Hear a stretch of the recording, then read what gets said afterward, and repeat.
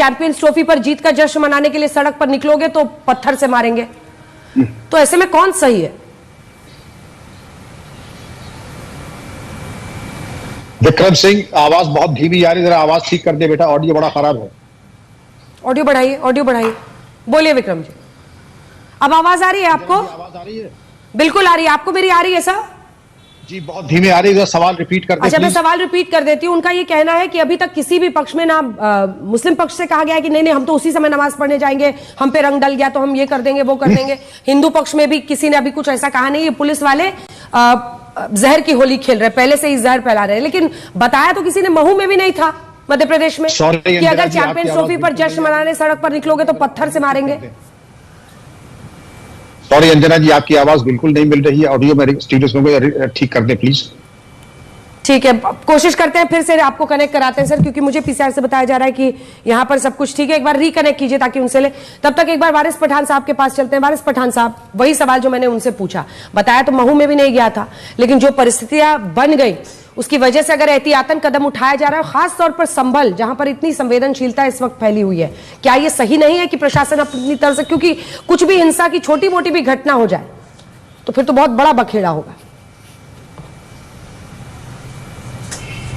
कि अंजना जी, पहले तो मैं समझाना चाहता हूं, जो बोल रहे हैं ना, त्यौहार सबको बनाने का अपना अधिकार है, मगर हमारे लिए जुम्मा की नमाज फर्ज है।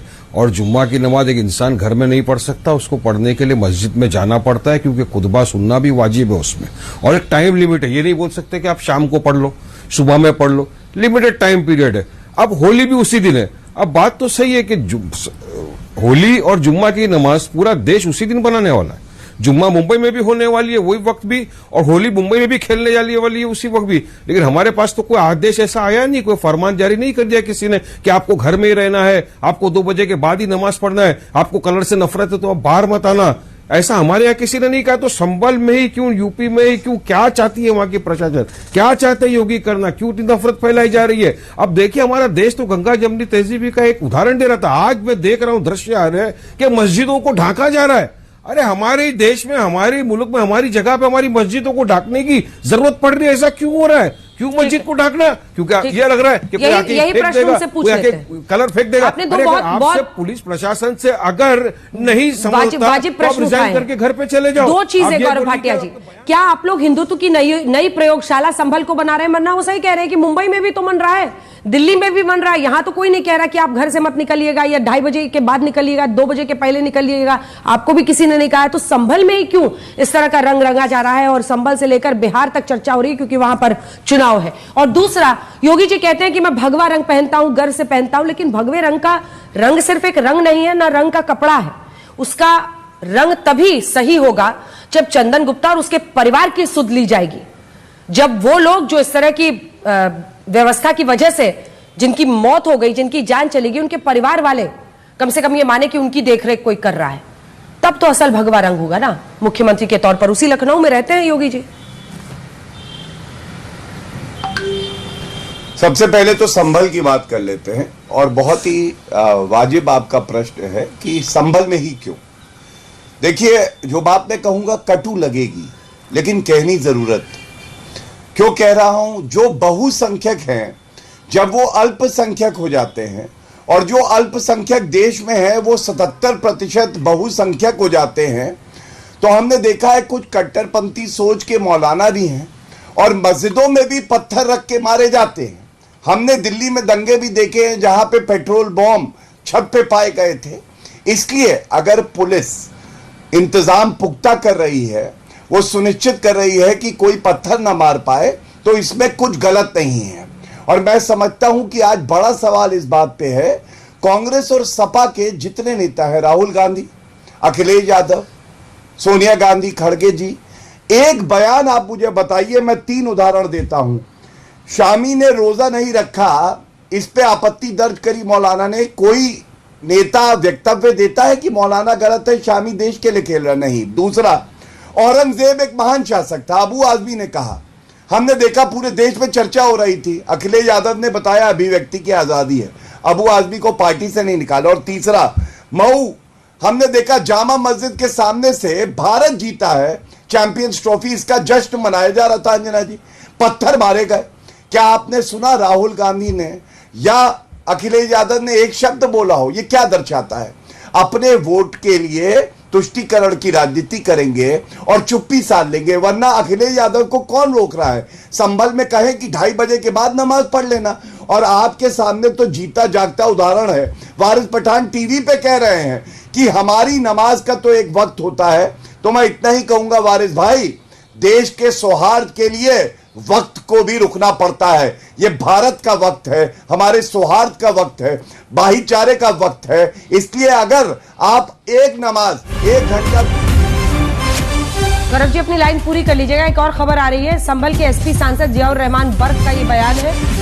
होली जुमे की नमाज पर घटिया बयानबाजी हो रही है, ये बर्क कह रहे हैं। हमारा दिल बड़ा है, 2 घंटे तो बहुत छोटी सी चीज है। जो वहां पर जानकारी दी गई है कि 2:30 बजे के बाद वहां पर नमाज पढ़ी जाए, दोनों समुदाय मिलकर त्योहार मनाएंगे, ये बर्क साहब का कहना है। ठीक है, अपनी बात 2 लाइन में पूरी कीजिए। बाइट पहले सुना देते हैं, सुनाइए क्या कहते हैं।